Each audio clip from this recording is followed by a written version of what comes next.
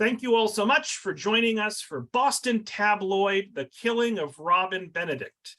Author Don Stradley is here to discuss his brand new book, Boston Tabloid, in this Zoom webinar.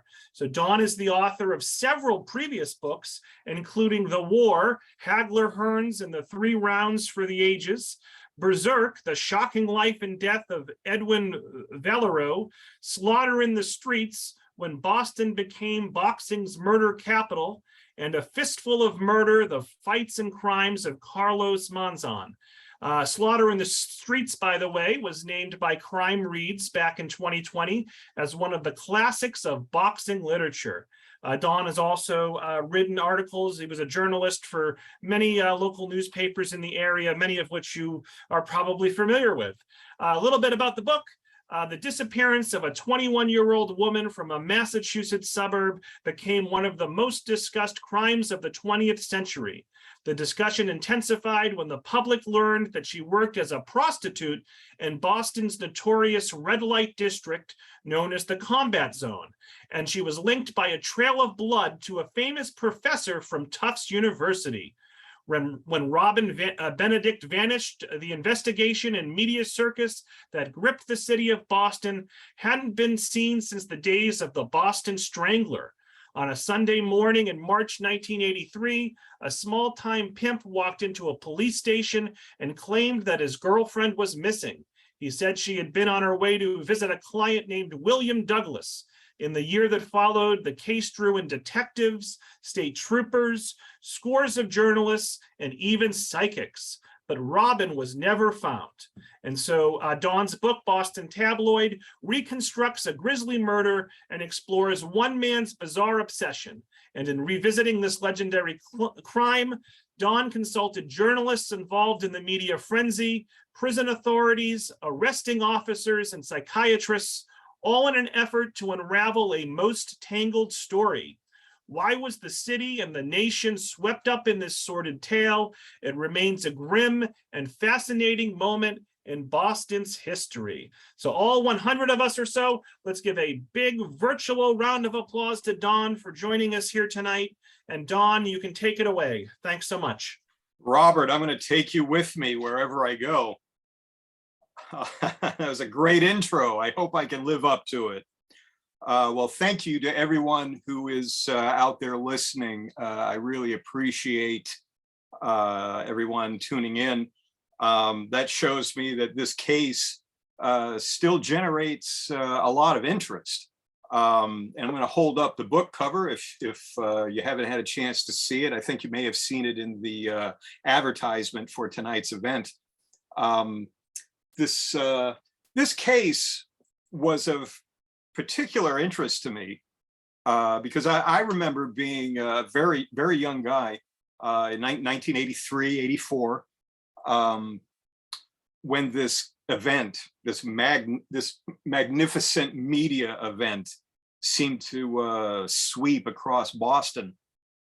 It was a case where, as you just heard in the introduction, a professor from Tufts University was accused of murdering a Boston prostitute.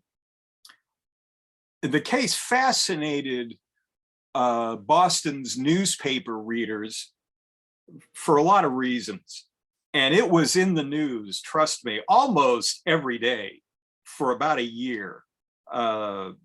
It wasn't like today, where when a crime happens today, you might get the initial blast on the internet, maybe a little bit of news coverage, but then it fades after a short time. This case about the professor went on for months and months and months. And it was the kind of case where I discuss it with my friends, I discuss it with people at work, your neighbors would sort of casually mention it. It was just in the news every day. And while I was working on this book last year, what I noticed, what seemed to strike me about the case was that it was all about secret lives. It was a professor who was this well-regarded scientist. He had a worldwide reputation, William Douglas, and he was teaching at Tufts Medical School, but he had a worldwide reputation. He was a really cutting-edge scientist, doing a lot of work with tissue culture. He was a groundbreaker. He would probably go into the history books if he had kept going as a scientist. But he had this other side to his personal life. He loved prostitutes. He loved pornography. I think now we'd probably refer to him as a sex addict or a porn addict. Back then, those kind of labels didn't really exist yet. It was right on the verge of hearing about the expression a sex addict or sexual addiction. That was a brand new term. It wasn't really used very often, but I think he would certainly qualify. But at the time, the newspapers latched onto this guy and tried to describe him as a Dr. Jekyll and Mr. Hyde type of character. And I think that was one of the reasons it was in the newspapers every day, for our entertainment, because that's what it really became. It was our entertainment every morning to read about this creepy professor who would leave the medical school when his classwork was over. And in Boston, he was just a few blocks away from what they used to call the combat zone, which was Boston's adult entertainment district. It's no longer there. The city officials did away with it. But back then, right around the corner from where this professor worked, you could find prostitutes, drug dealers, porno bookshops, X-rated movie theaters. It was a booming little area full of neon and dangerous types of people wandering around. And also, you would see local people walking around too.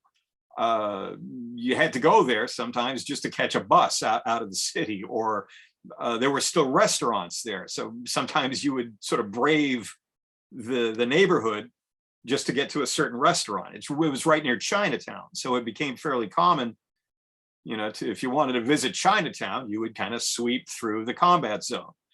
And I think that was how Douglas was able to enter this neighborhood, was sort of in the guise, he was a regular fella, just a teacher from the nearby university. And if anybody spotted him, he could just say, "Oh, I'm on my way to a restaurant." But really, he was on his way to find prostitutes, because that was what he liked. He had a long-going relationship with the combat zone. I think that was another point that made this story so tasty for the news media at that time, was because the combat zone was kind of notorious. Everybody knew about the combat zone, but not everybody went there. So the newspapers at the time, the Globe and the Herald, and the TV stations, when they covered this case, they always gave you a big dollop of the combat zone. A lot of that atmosphere, they always tried to get some of that into the story. So it wasn't just a professor and a prostitute. It was a professor, a prostitute, and a combat zone, which was a major selling point. Everybody wanted to hear about the combat zone, and they wanted to hear about this Jekyll and Hyde character. I don't think he was really a Jekyll and Hyde. I think he was just a sort of a sex addict, a porn addict. He was a guy with a lot of darker issues that he kept a secret from his family. And it was that secret life that really fascinated the news media. You were not just reading about the professor. It was a man with a secret life. And it made you wonder, well, who else do I know that has a secret life? You started wondering about your own secret life. did you have things that you tried to hide from people? And you could always look at William Douglas and say, well, no matter what I do, I'm not as bad as this guy. Now, even Robin Benedict, the woman who would eventually be his victim, his murder victim, even she had a secret life. She was a 20-year-old woman from Methuen, originally from Methuen. And she was, at one point, she was a promising art student. She had a background in art. She was taking classes in Rhode Island, the Rhode Island School of Design. But at some point, rather mysteriously, she became a prostitute. And the newspapers naturally ate that up. When they weren't writing about William Douglas's secret life, you know, they were writing all about Robin Benedict's secret life. How did this, you know, well-dressed, educated art school student, how did she become a prostitute? That became a big issue of the day as well. Especially early on, the newspapers weren't coming out and saying she was a prostitute. They were keeping a little bit tight-lipped about that. It was no secret, but they were keeping it a little bit close to the vest. And it wasn't until the trial was approaching where it became okay. We're going to say she's a prostitute, and then all bets were off. Pretty much every headline for the next 6 weeks, you know, had the word prostitute or hooker or combat zone. It really exploded, much to the detriment of her family, because her family didn't understand why the media had to focus so much on that aspect of it, which is something that went on for the next several years. Even after the case was long closed, the parents were still really upset and aggravated that this dead girl was only remembered as a prostitute. So if you buy this book or read it from the library, I really approached it from a lot of different angles. I couldn't approach it as a whodunit, because we all know who done it. It was the professor, you know. So there's really no mystery. But I tried to keep it flowing, as sort of a page turner. So I don't spill everything at once, even though it just sounds like I just said an awful lot about the case. I tried to parcel it out. So the murder case, it's only about the first half of the book. The second half of the book is the media frenzy, which to me was every bit as interesting as the murder case itself. The media approached this case, particularly the Boston Globe. Boston Globe at the time was considered sort of the snooty suburban paper. But when this case started getting on the radar, the Boston Globe decided we can cover this case and we can become the city paper. We can become gritty like the Boston Herald. Now, at the time, the Boston Herald had just been purchased by Rupert Murdoch, and it had changed into a full-blown tabloid. It hadn't always been a tabloid. But once Rupert Murdoch bought it, they started focusing on crimes and drugs and prostitutes. And this case was perfect for the Herald. But the Globe wanted a piece of that action. The Globe wanted to challenge the Herald on its own turf. So the Globe got as down and dirty as the Herald for this particular case.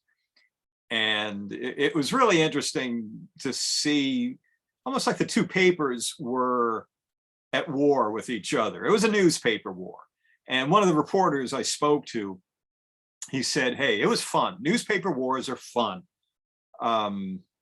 It was just a sort of a battle to see, who could get some little bit of information, who could get it on the front page first. And also, what surprised me a little bit was that the investigators and the district attorneys started kind of playing to particular reporters. And as one attorney said to me, they all got pretty good at figuring out who to talk to. If a reporter saw a guy, or if a reporter wanted to be, if an investigator wanted to be in the Boston Globe that day, he knew who to talk to. And it reached a point where, the attorneys were feeding information to the paper that they liked better. And because the Globe had the bigger circulation, the investigators and the attorneys started playing to the Globe, which I thought that was a little bit low, but it was that kind of case. It just, spilled across both the Herald and the Globe. And that went on long after the case was closed. There was this rivalry, a city rivalry between the two papers that hadn't been quite as strong before. I don't want to say that this case, started the rivalry, but it had something to do with it. Now, of course, the Globe and the Herald are totally different newspapers. You wouldn't, you couldn't imagine them now getting so deeply involved in a murder case like this. There would not be as much at stake. There would be probably less, less incentive to get this story on the front page, because not only is the way we get our news different now. We don't really get the big broadsheet and sit at the breakfast table reading the news anymore. Some of us do, but for the most part, we get our news on our telephone screen, or on our laptop. So if you do see a front page spread, it's much smaller. It's not quite as impressive. Now, I remember, and I'm sure a lot of the people listening remember, if you saw a front page, even on the newsstand, it was enormous. There would be this big front page photo, and the big story of the day would, it would grab your attention from 20 feet away. And that's why the professor, Bill Douglas, and Robin Benedict, they became almost like media figures in their own way, because you would see their huge faces in the newspaper on the front page almost every morning for several weeks in a row. And the effect was really intense. I remember it that way. But it would be very different today.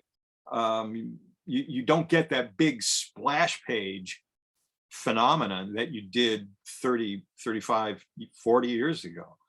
And another thing that has changed in this era, 2000, soon to be 2023, I don't know if this story would get as much press, because now the press is focusing a lot on political and social stories.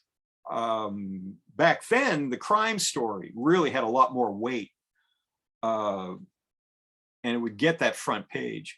Now, there's always sort of something about Donald Trump, something about social issues, racial issues. That is sort of the dominating news feature now. So this type of murder story, it would get picked up, but it would probably not be on page one every day the way it was in 1983, 84. So I thought it was a great idea to explore this story. My publisher and I were having dinner, must have been a year and a half ago, trying to come up with another idea that we could pursue. I'd done a few books for him, and we just started talking about Boston crimes. You know, the Chuck Stewart case was a big one, and you know, the Whitey Bulger stories, they've been done too much, I think. And then both of us almost simultaneously mentioned William Douglas and Robin Benedict. Do you remember that? And he remembered it the same way I did, as just this massive story that seemed to take over the city. And I thought, okay, I'll see what I can do about this this case. And what another thing that was interesting to me was that Douglas was he lived in Sharon, and Robin was initially from Methuen, though she was living in Malden at the time she was killed. But the story never became a Sharon story, and it never became a Malden or Methuen story. It was always a Boston story. And I spoke to one writer, a reporter from Lawrence, which is right near Methuen.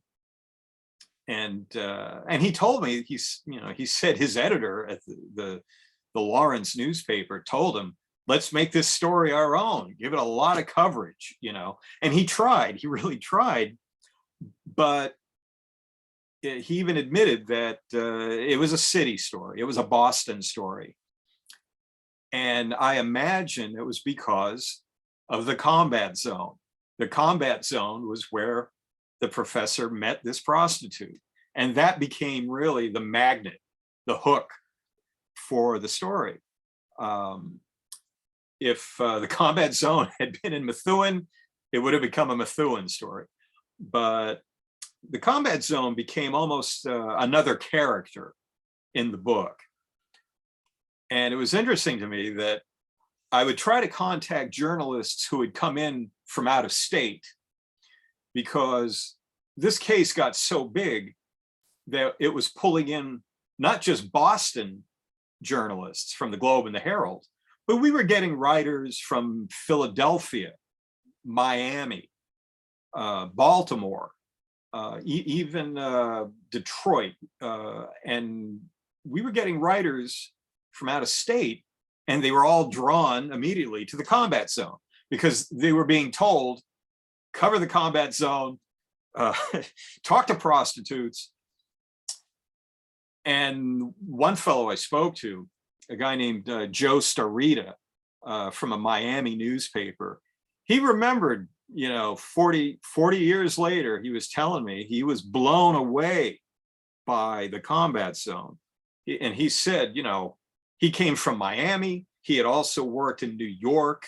He had been in Times Square. He had been in New York during the 70s, which was, a really dangerous, deadly time.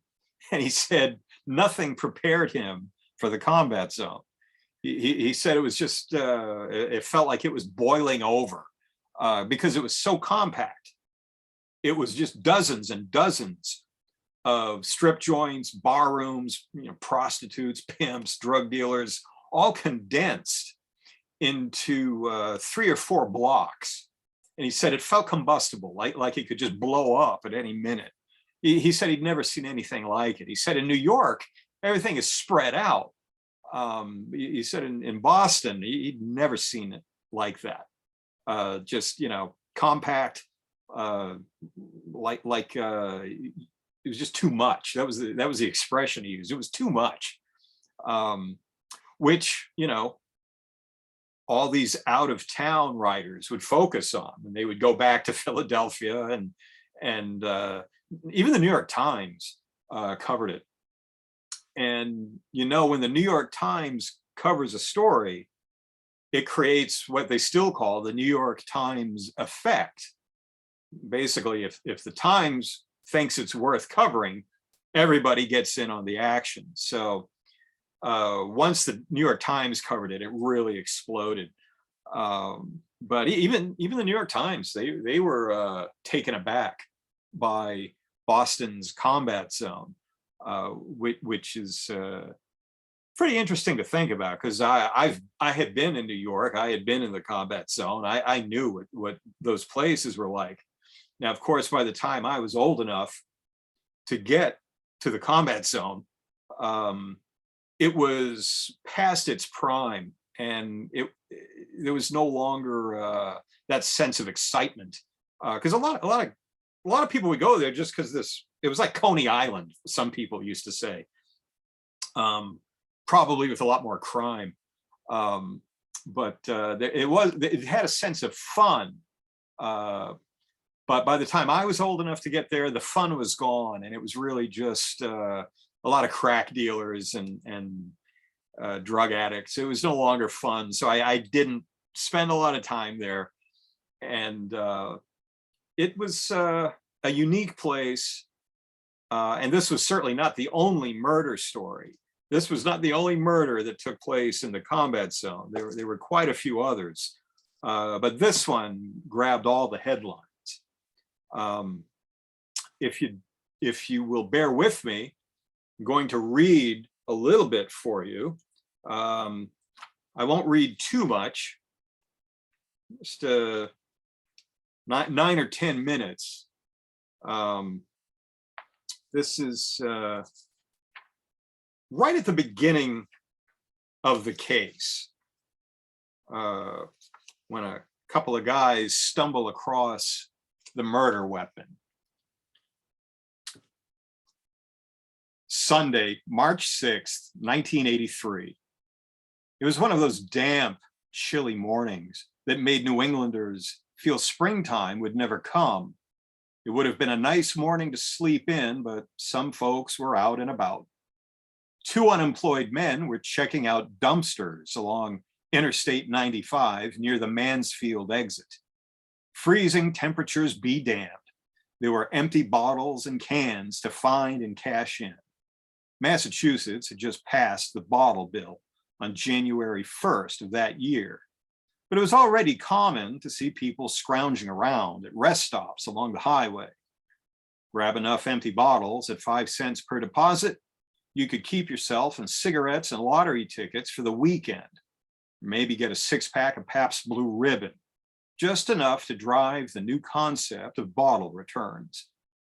The 2 men, Joseph Plotiger and Robert Jewell, approached a trash barrel that looked promising. On Sundays, the rest stops were always full to bursting with empties, all a result of the Saturday night traffic. They rooted around and lifted out a mysterious bundle. It was a brown plastic kitchen bag tied at the top with a knot. Inside was a woman's tan corduroy blazer.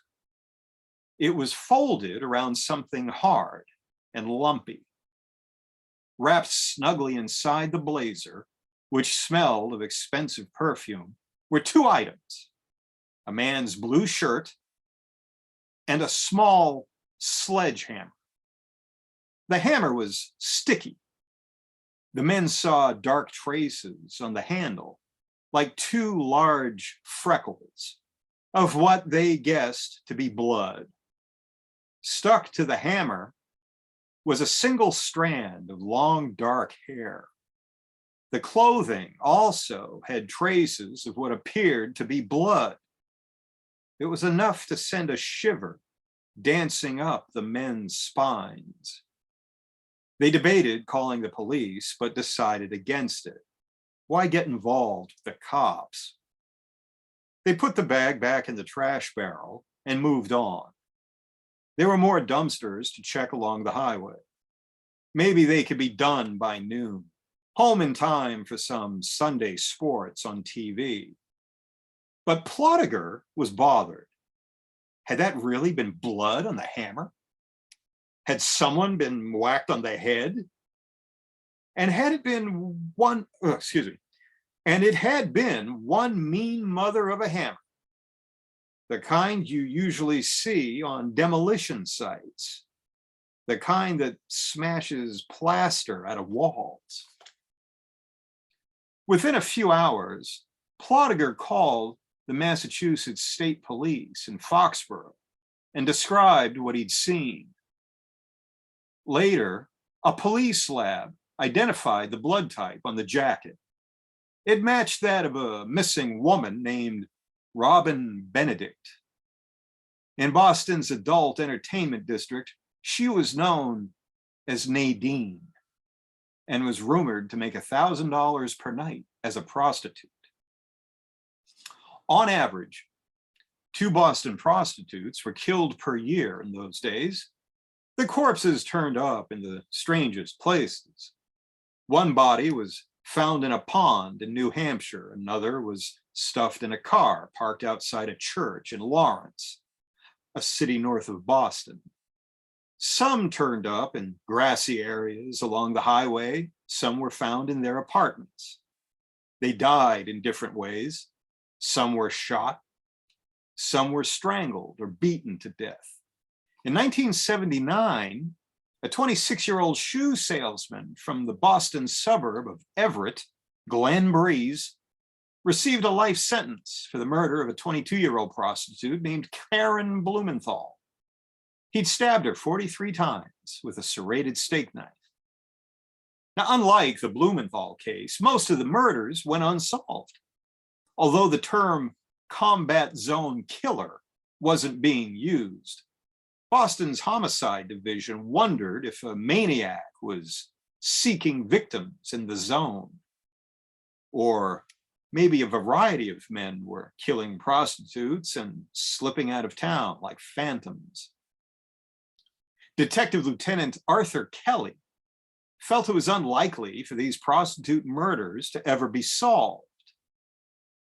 Look, he said during the Blumenthal investigation, let's say a John leaves the zone with an intended victim.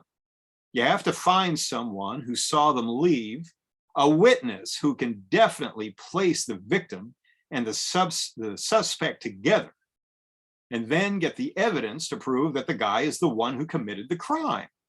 No guy visiting the zone wants to get involved for fear of publicity.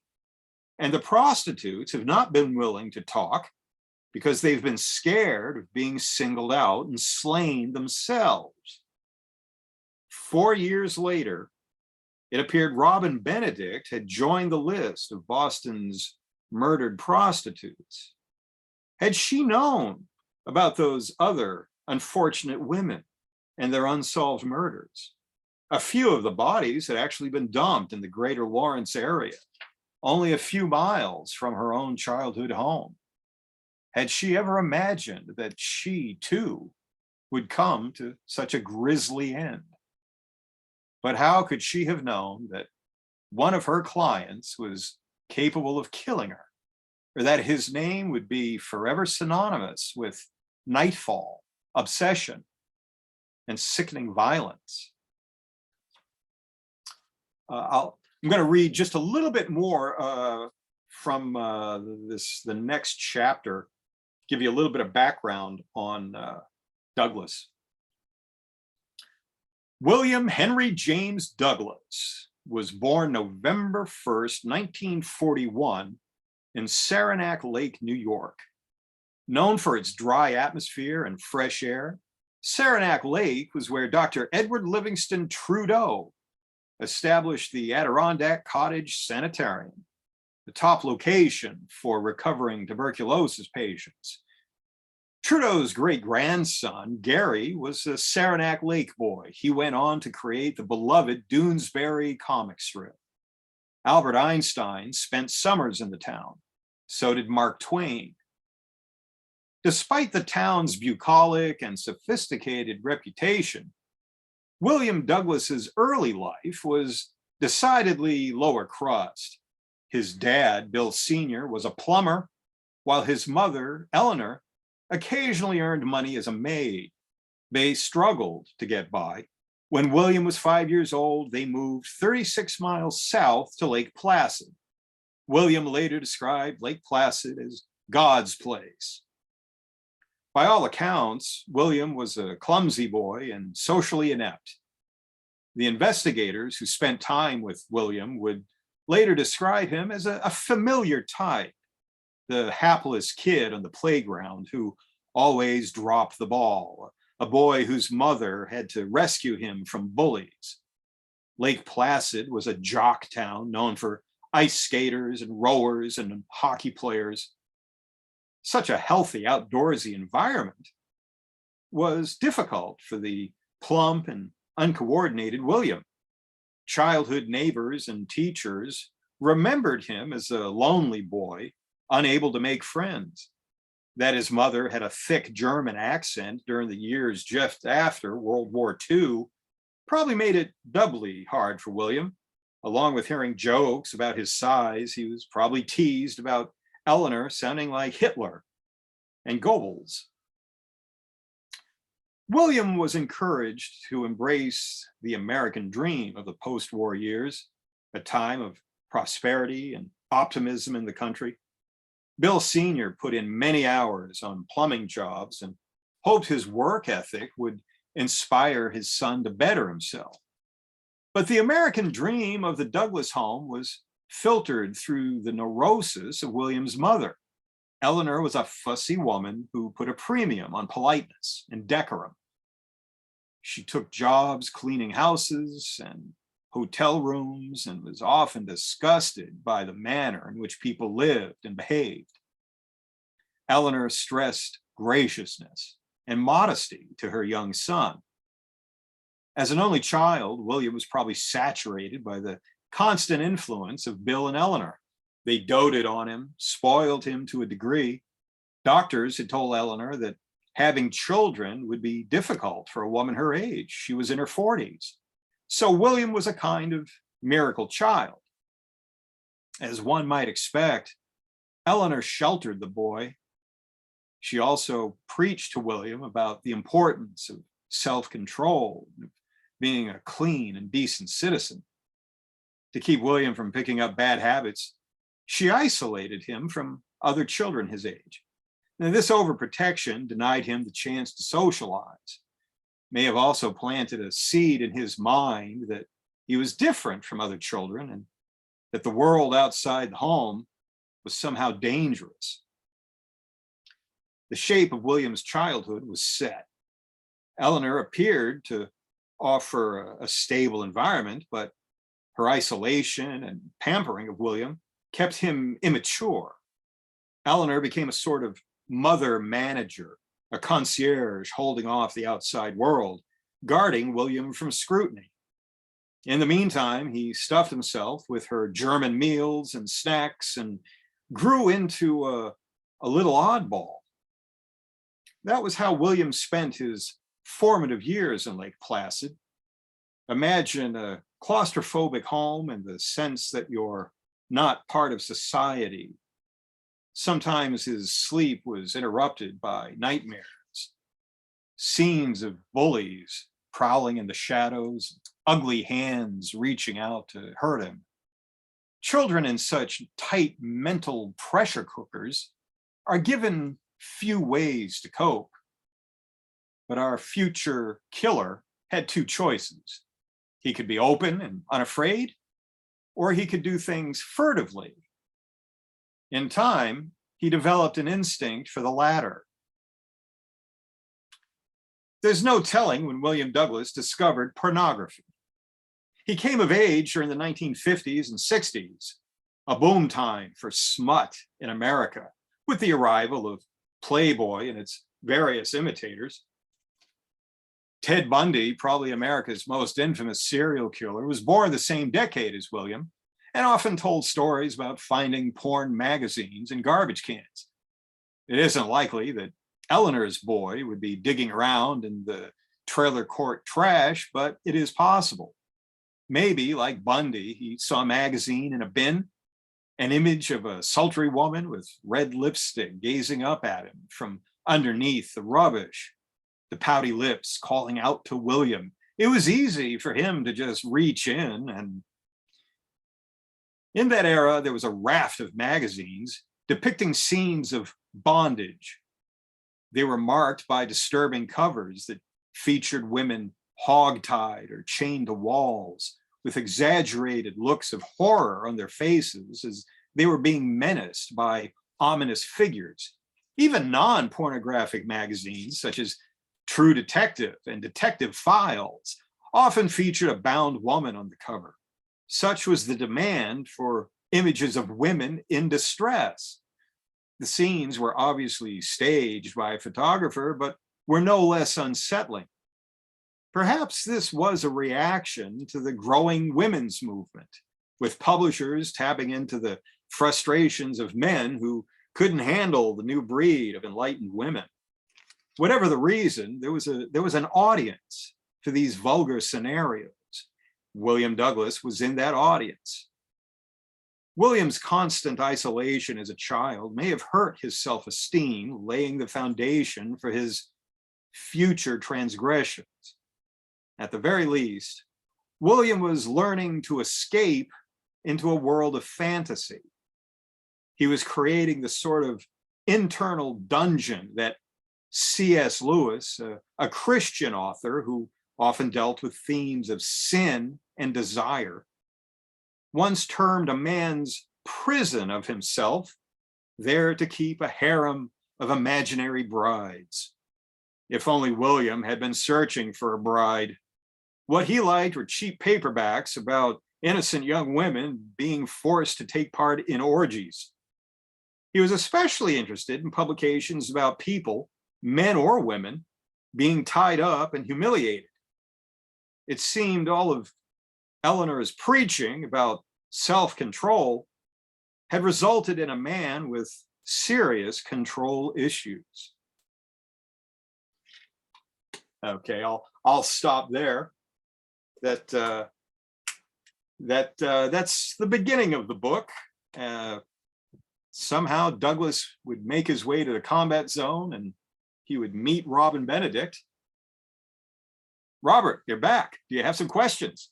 Absolutely. So folks, we're going to take 15 minutes of questions from the audience. So please get those into the Q&A and into the chat.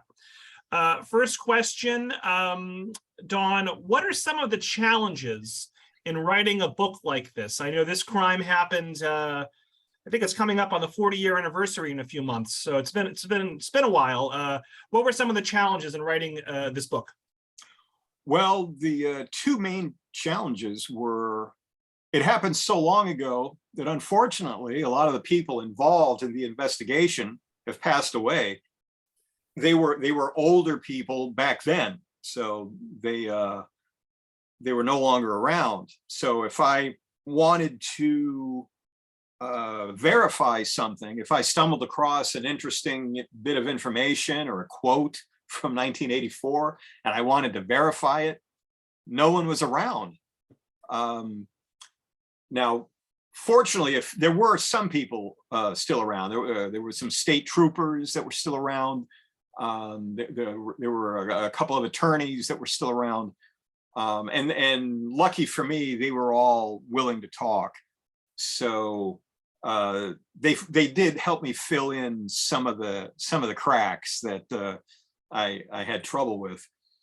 The other challenge was that some of the people that were still around didn't care to talk about it. Right. I was surprised that some of the journalists who covered the case didn't want to talk about it.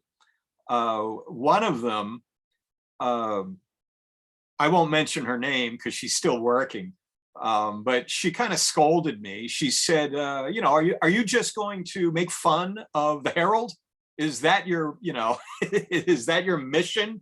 You know, you're calling the book Boston Tabloid. Are you just going to make fun of the Herald and the way we covered the case? You know, you know, I couldn't convince her otherwise, you know.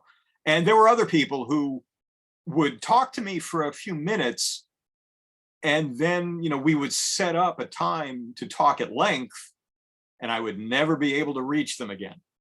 You know, they would sort of pull out of the agreement. And, you know, I guess they had their reasons. Who knows? And so there's been a couple of books written about this case. I think one of them was Missing Beauty. I think they were, most of these, I think they were written back in the 80s or something. And I think there was a made-for-TV movie about the whole thing too. How does your book differentiate from those two books? Yeah, there were two books written. Missing Beauty was a lengthy investigation very well done by Teresa Carpenter, who was a Pulitzer Prize winning writer for the Village Voice. Again, another example of a New York journalist being sent to Boston to cover this crime. But her book was great. Linda Wolf wrote a nice piece for New York Magazine.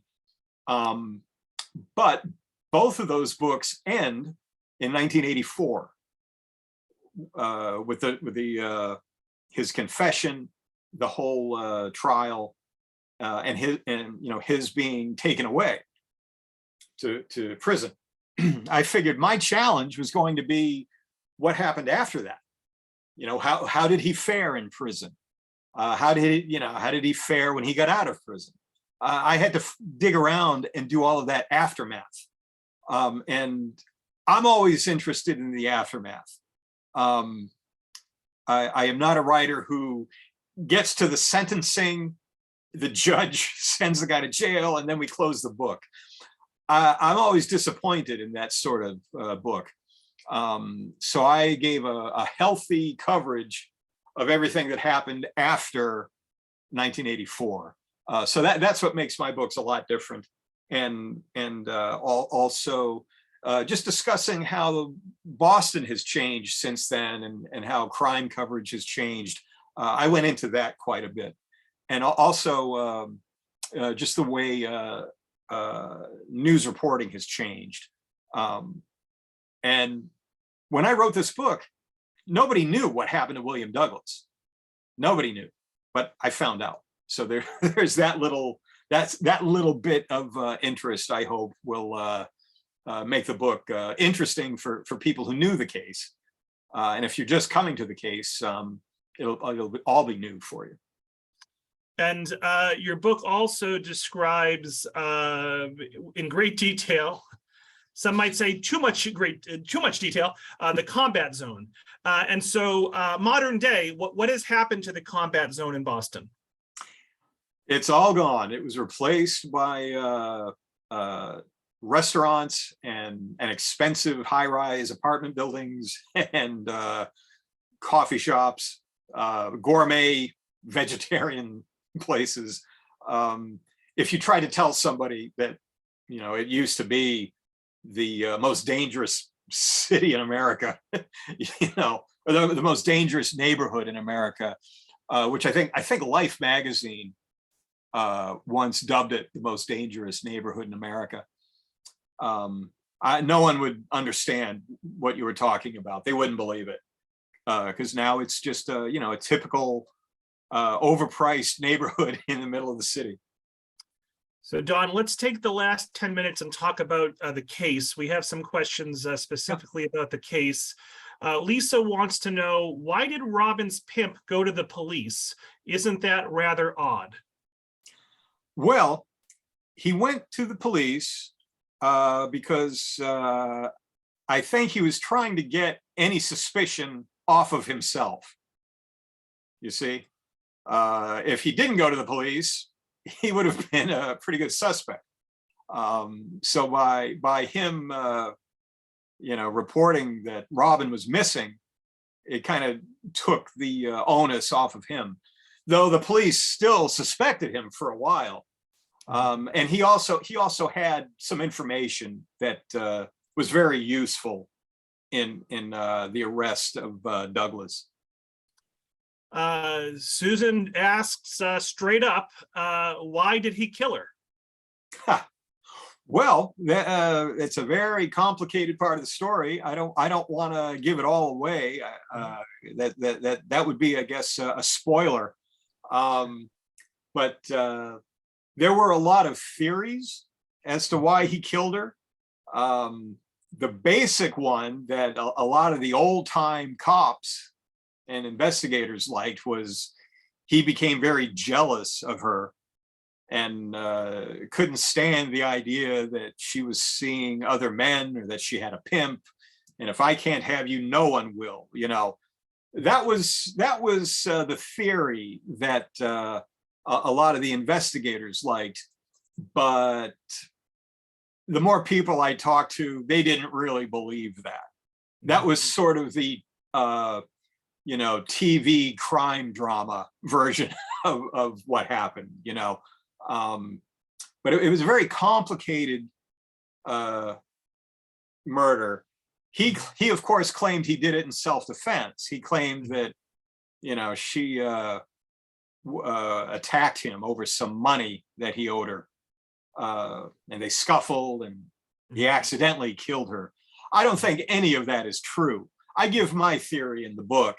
Hopefully you'll all get a chance to read everyone else's theory and you'll read my theory, and you'll read his confession, which I found his confession and I put part of it in the book, so you'll know the story he was trying to tell. And to that point, he was released from prison after only 9 years or so. Has he ever said what he did with the body? Diane wants to know.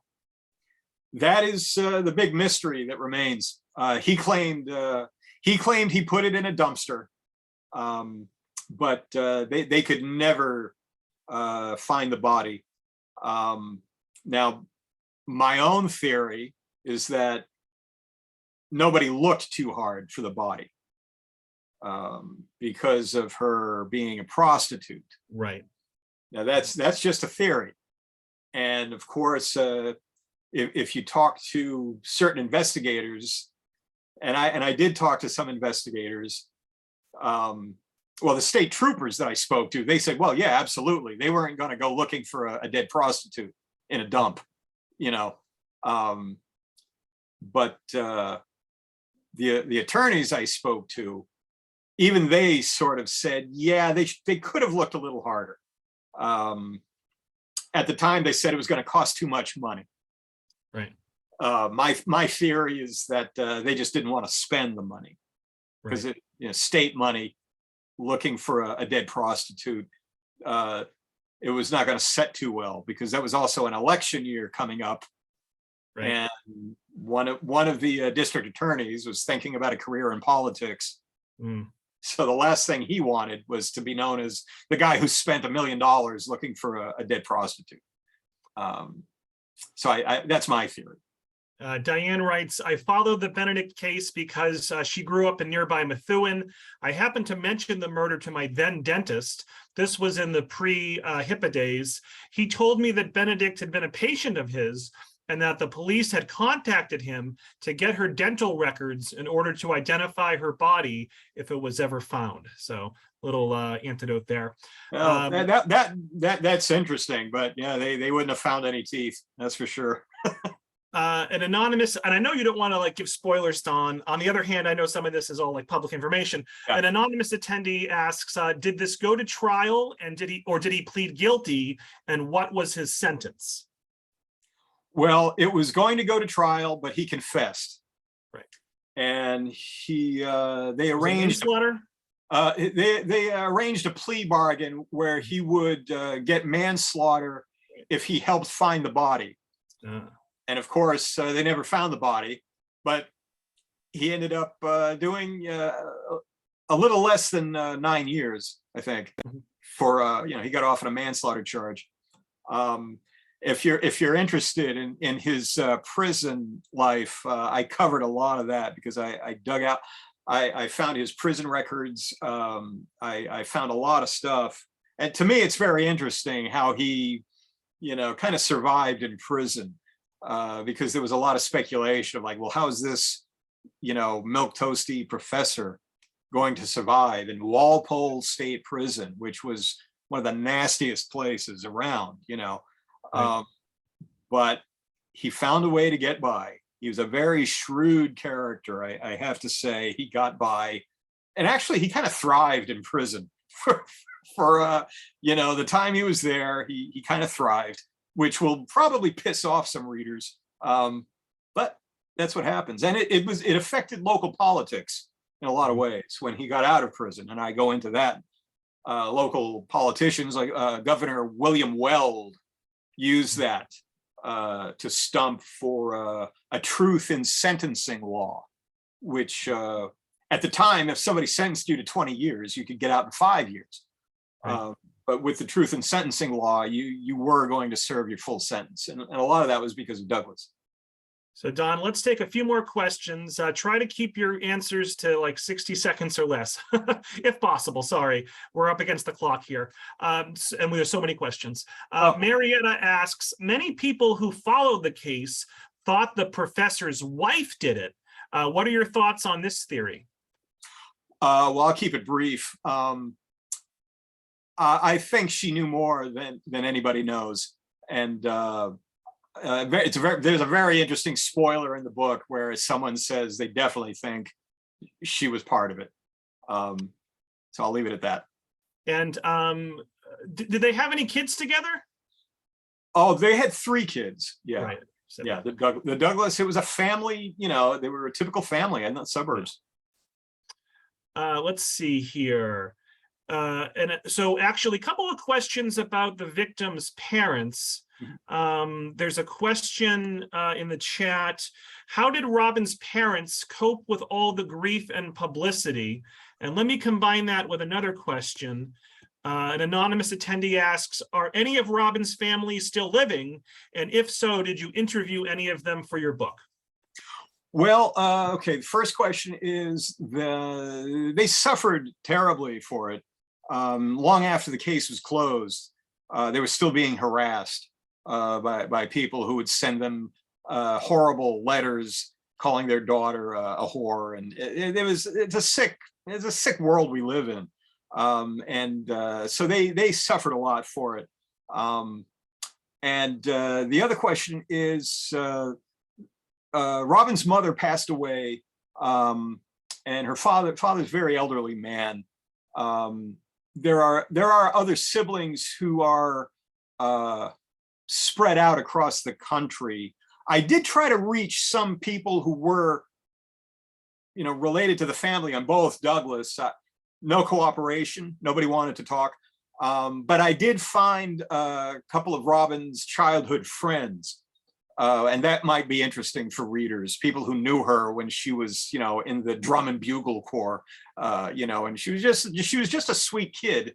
And somehow she ended up in the combat zone. So that's that. Susan would like to know, what did he teach exactly?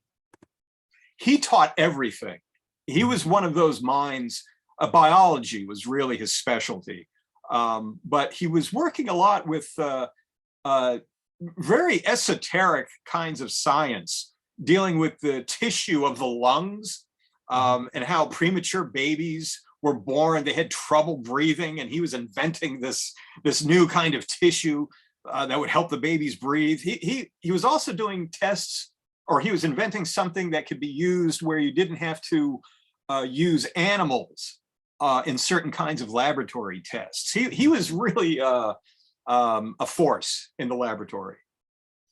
An anonymous attendee asks, did Dateline ever do a show about this case? Sometimes they cover old murders. Well, you know who covered it a couple of times was the Investigation Discovery channel, which it's hit or miss. And I go into that a little bit, how they did a couple of short documentaries on this case. I'm sure at the time, Dateline may have covered it years and years ago, because it seemed everybody did. Chronicle covered it a couple of times, and all the Boston news networks covered it. That's for sure. Patricia asks, what is he doing now since prison? And I guess he's no longer amongst the living, is my understanding, Don. Is that correct? Yeah, he's not doing anything now. Yeah, that's right. He lived under the radar. Yeah, we'll put it that way. He really lived under the radar. Yeah, as a follow-up, and I know again you want to sort of avoid some of the meat of the book, but an anonymous attendee would like to know, did he stay living in the area, and did he stay with his wife? No, he did not stay with his wife. They separated and divorced shortly after he was in prison. But like I said, he thrived in prison. and he had no shortage of female admirers, which which will blow your mind, I guess. He ended up living in Connecticut, Right. And he married again, but he really stayed under the radar. That's for sure. It was almost like he decided once he was out of prison, no one would be able to bother him or track him down or harass him. He really stayed out of the limelight. And Don, two last questions for you. At the beginning of your talk, you mentioned how nowadays this crime probably wouldn't have gotten the press coverage that it did 40 years ago. Maybe that the victim isn't quote unquote sympathetic in the eyes of the media or whatever. But I guess what is it? And I know you talked about how the news now is more interested in social issues, racial issues, politics. I will say, though, every once in a while, a true crime case kind of captures the attention of the nation. I think we have one going on right now in Idaho where 4 college students were murdered sort of under mysterious circumstances.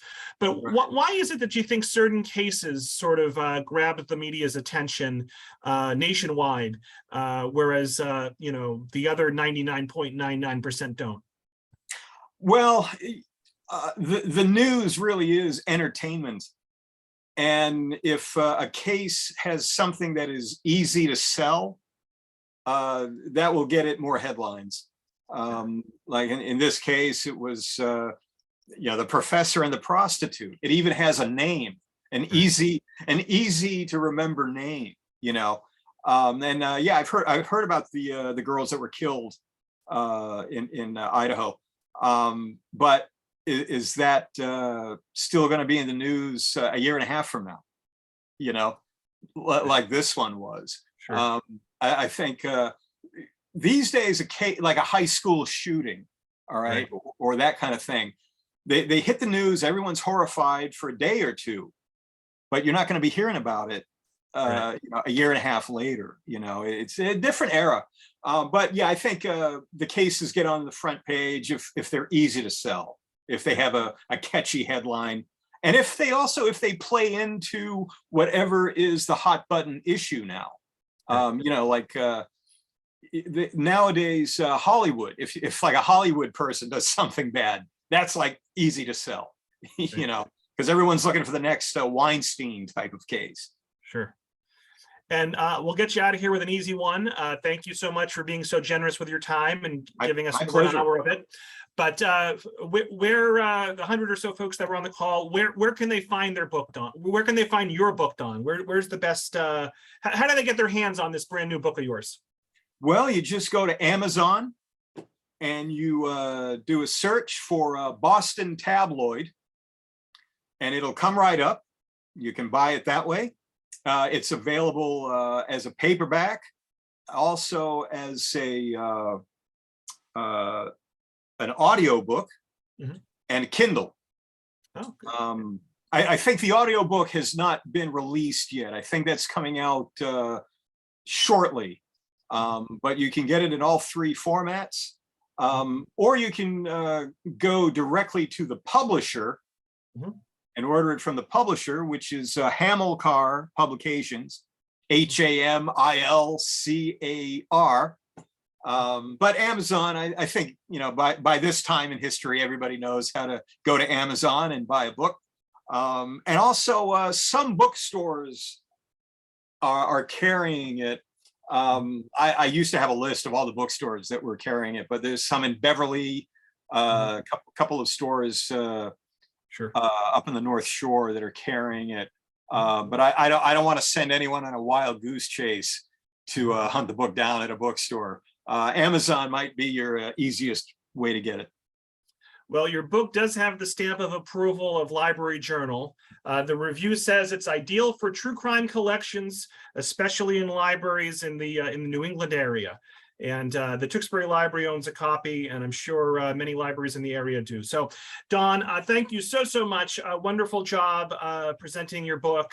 I want to thank the Friends of the Tewksbury Library for being the primary sponsor. Want to again thank the libraries in Andover, Ashland, Canton, Clinton, Manchester by the Sea, Newton, North Andover, North Reading, Rockport, and Raleigh for partnering with Tewksbury. Folks watching live, I'll look for an email tomorrow with a recording, feedback survey, and information about some other upcoming virtual author visits. So Don, thank you so much, and I hope you have a happy Thanksgiving. Hey, thank you. And thank you to everyone who joined us tonight. It was a pleasure. I wish I could have seen all of you, but technology being what it is, you had to see me. There you go. So, but thank you. Yeah, thank you, Don. Have a great night. Nice to meet you. Bye-bye.